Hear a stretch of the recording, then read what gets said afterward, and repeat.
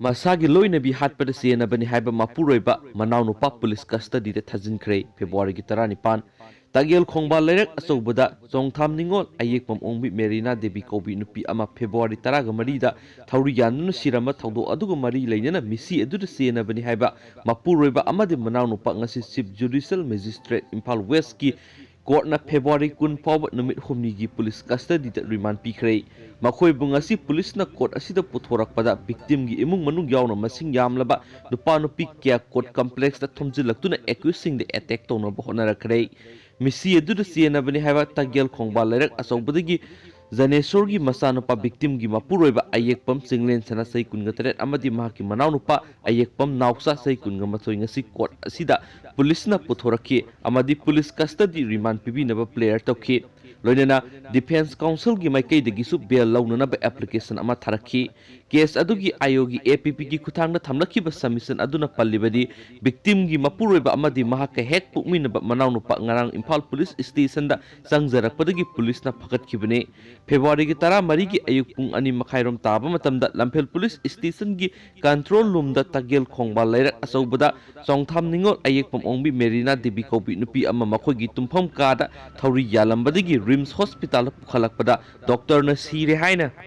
confirm tawre haibigi pau ama phangki loinana thaudo aduga mari leinana police na regular case ama register tawduna investigation chathaba hokhi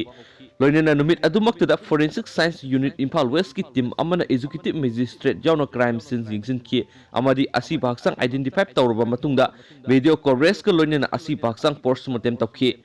Ayogi submission aduna makata na palibadi February 13 ki ayuk pung niparom taba matamda laikhidrabi nupi adugi mabungna police ta complaint ama tharakhi complaint adugi matung ina victim aduna hingningai da maki mapuroiba amadi imung manungna o naiba amadi phu saibigi thaudok kaya thoki haina mapamna thamlam khibalai maram aduna misi adu singnaningai oiri loinana complaint adugi makha victim gi mapuroiba amadi manawno pagi mathakta FIR ama register tokhi magna case adugi ayona APP gi kuthangna thamlakhi submission aduna chenariba miyoi ani adugi mathakta investigation chathanambagi damakta numit humni police custody remand pibinaba player tokhi court asina case record amadi submission sing kupna yenglaba matungda makhoiba police custody remand pibigi tangai phadaba laiba maramna makhoiba February 10 fawba police custody remand pikhibane loinana defense council gi maikedi gi tharakhiba bail application adusu kakhibane nakalama romda misi edu sienariba mapuroiba amadi manawno pa court asida puthokani haibigi pau phangbadagi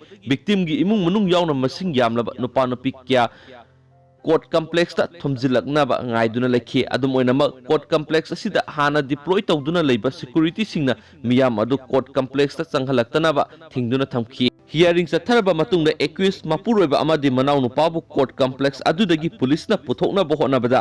hana ngaiduna leidiba khosaunaraba miyamna thumjilaktuna sandal bottle amadi nung thajinduna tanki adum oinama police na ngak senbadagi kaihanba pamdaba thawdo thokidi haina su proxy makhatana funduroli thank you